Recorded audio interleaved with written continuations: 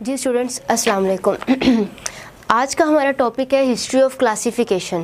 के क्लासिफिकेशन की basically history क्या है, किन साइंटिस्ट ने आके ये क्लासीफाई किया कि डिफरेंट ऑर्गेनिजम्स को डिफरेंट ग्रुप में क्लासीफाई किया जाए, टेक्सा में डिवाइड किया जाए। टेक्सोनोमिस्ट जो थे उन्होंने डिफरेंट ऑर्गेनिजम्स को किस किस ग्रुप में कौन कौन से ऑर्गेनिज्म को रखा। तो ये सारी हिस्ट्री ऑफ क्लासिफिकेशन आज मैं आपको बताती हूँ। तो हिस्ट्री ऑफ क्लासिफिकेशन बताने से पहले उसमें आपको बताती हूँ कि किन किन साइंटिस्ट का इसमें होल्ड था, किन किन साइंटिस्ट ने इसके बारे में बताया। तो सबसे पहले हमारे पास साइंटिस्ट आता है एरिस्टोटल। ठीक है, एरिस्टोटल ने क्या किया था? एरिस्टोटल ने पूरे ऑर्गेनिजम्स को दो ग्रुप में डिवाइड किया था। उसने कहा था कि जितने भी यूनिवर्स में या अर्थ में लिविंग ऑर्गेनिजम्स हैं उनको दो ग्रुप्स में डिवाइड किया था, एक प्लांटी और दूसरा एनिमेलिया। उसने सारे ऑर्गेनिजम्स को दो ग्रुप्स में डिवाइड कर दिए थे। प्लांटी ग्रुप में जिसमें सारे प्लांट्स पौधे वगैरह सारे आ जाते थे, और एनिमल्स में जितने भी बाकी लिविंग ऑर्गेनिजम्स में थे वो आ जाते थे। तो एरिस्टोटल ने ऑर्गेनिजम्स को टू डिफरेंट ग्रुप्स में डिवाइड किया था, प्लांटी एंड एनिमेलिया। उसके बाद नेक्स्ट साइंटिस्ट आता है Abu Usman Umar.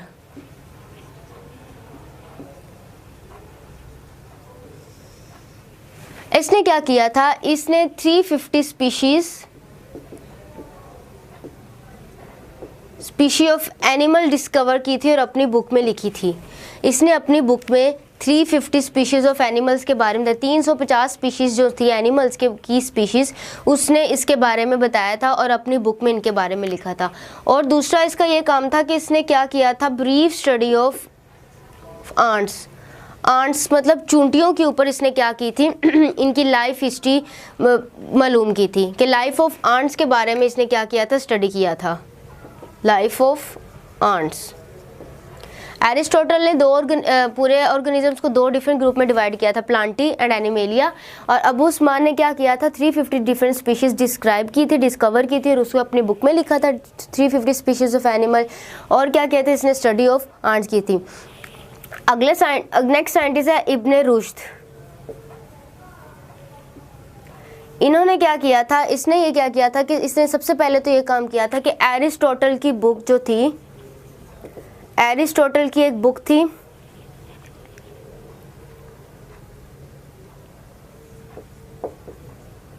On the soul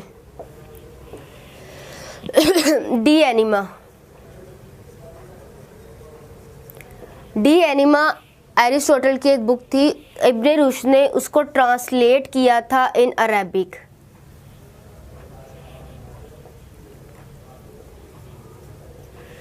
इब्ने रुश्द ने क्या किया था? एरिस्टोटल की एक बुक थी De Anima on the soul, soul पे एक बुक थी, रूह पे बुक थी।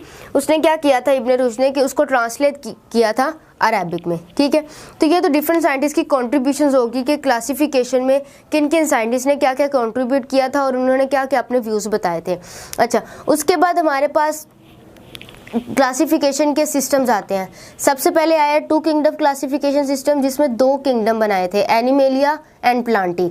उसके बाद जब उन्होंने हायर स्टडीज़ की और ऑर्गेनिज्म डिस्कवर हुए, जिस जिससे और ऑर्गेनिज्म डिस्कवर हुए, उन्होंने ये बताया कि ये प्लांटी और एनिमेलिया ये इनफ नहीं है ऑर्गेनिजम्स की को डिवीजन क्लासीफाई करने के लिए, दो ग्रुप्स इनफ नहीं है। उसके बाद फिर आया three kingdom classification system. Then उन्होंने थ्री किंगडम बनाए, प्लांटी, एनिमेलिया एंड फंजाई। उसके बाद जब उन्होंने और स्टडीज़ की तो उन्हें फिर पता चला कि ये जो थ्री किंगडम क्लासिफिकेशन सिस्टम है ये भी ऑर्गेनिज्म की क्लासीफाई करने के लिए इनफ नहीं है।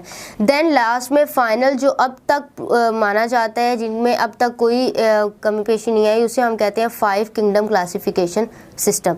तो सबसे पहले मैं आपको बताऊंगी टू किंगडम क्लासिफिकेशन सिस्टम क्या था और उसके ड्रॉबैक्स क्या थे, फिर थ्री किंगडम क्लासिफिकेशन सिस्टम क्यों आया, क्या ड्रॉबैक्स थे टू किंगडम क्लासिफिकेशन में जो थ्री किंगडम आया, फिर थ्री किंगडम क्लासिफिकेशन में क्या ड्रॉबैक्स थे जो फाइव किंगडम क्लासिफिकेशन सिस्टम आया। किंगडम क्लासिफिकेशन सिस्टम में दो ग्रुप उन्होंने बताए थे, एक किंगडम था प्लांटी का और दूसरा किंगडम था एनिमेलिया का। ठीक है, उन्होंने बताया था कि जो सिंपल इनऑर्गेनिक होते हैं ऑर्गेनिजम्स, जो सिंपल होते हैं, सिंपल और इनऑर्गेनिक।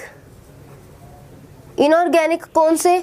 जो कि और जिनमें कार्बन हाइड्रोजन के कंपाउंड के अलावा जो कंपाउंड होते हैं। सिंपल इनऑर्गेनिक कंपाउंड्स जो होते हैं वो प्लांटी होते हैं, जो अपनी फूड खुद प्रिपेयर कर सकते हैं, which can prepare their own food,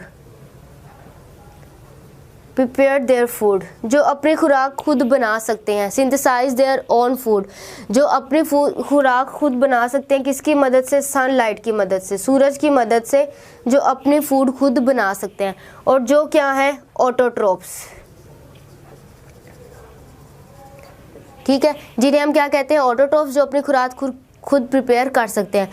तो जिन सब में ये क्वालिटीज थी उन्होंने ये कह दिया कि ये कौन से हैं, किंगडम प्लांटी, ठीक है। उसके बाद उन्होंने क्या कहा, जो कॉम्प्लेक्स और ऑर्गेनिक है वो एनिमेलिया किंगडम में आएंगे, ठीक है। उसके बाद जो which can not prepare their food,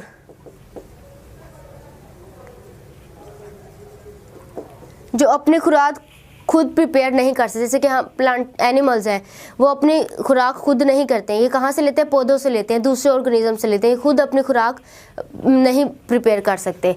और जो कौन से हैं, हेट्रोट्रोप्स, हेट्रोट्रोप्स वही होते हैं जो अपनी फूड खुद नहीं बना सकते और दूसरे लिविंग ऑर्गेनिज्म से अपनी फूड, लिविंग या नॉन लिविंग ऑर्गेनिज्म से क्या करते हैं, अपनी फूड हासिल करते हैं, उन्हें हम क्या कहते हैं, हेट्रोट्रोप्स। तो ये दो मेन ग्रुप से, प्लांटी एंड एनिमेलिया। जो सिंपल इनऑर्गेनिक थे, प्रिपेयर देयर फूड, जो अपनी खुराक खुद बना सकते थे, जो सनलाइट की मदद से अपनी खुराक बनाते हैं, और जो क्या थे, ऑटोट्रोप्स। इनको क्या किया, इनको किंगडम में रखा, प्लांटी वाले में रखा। और इसके बारे जो कॉम्प्लेक्स थे, जो अपनी फूड खुद नहीं बना सकते थे, और क्या थे, हेट्रोट्रोप्स, उनको किस किंगडम में रखा, एनिमेलिया में। ये तो दो किंगडम बना दिए, लेकिन एक मसला था। एक लिविंग ऑर्गेनिज्म है जिसको हम कहते हैं यूग्लिना, ठीक है। जब इन्होंने यूग्लिना की स्टडी की तो इन्होंने देखा कि इसमें प्लांट और एनिमल दोनों की प्रॉपर्टीज़ हैं, जैसे कि ये प्लांट पे भी गया है और एनिमल। तो यहाँ पे प्रॉब्लम आ गई कि इसको किस ग्रुप में रखा जाए, प्लांटी वाले ग्रुप में रखा जाए या एनिमल में रखा जाए। प्लांट वाली प्रॉपर्टी इसमें क्या थी कि इसमें क्लोरोफिल था,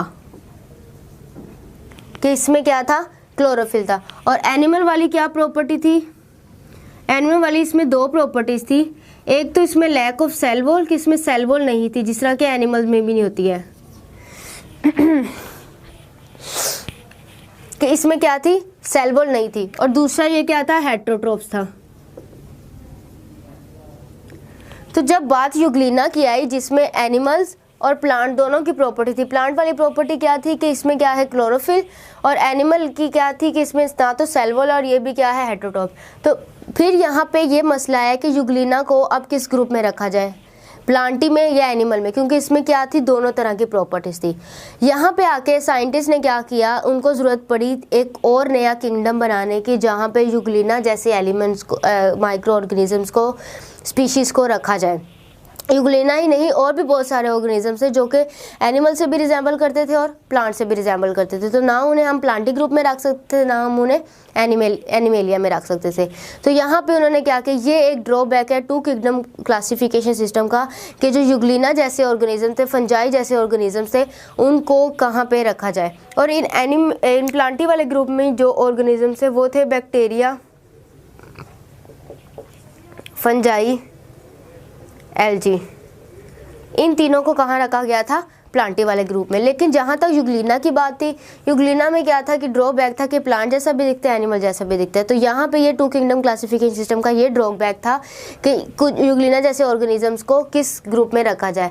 तो इसलिए इसको देखते हुए इनको थ्री किंगडम क्लासिफिकेशन सिस्टम बनाना पड़ा, जिसमें उन्होंने एक नया किंगडम बनाया जिसमें इस तरह के लिविंग ऑर्गेनिजम्स को रखा। अब मैं आपको थ्री किंगडम क्लासिफिकेशन सिस्टम की क्लास बताती हूँ।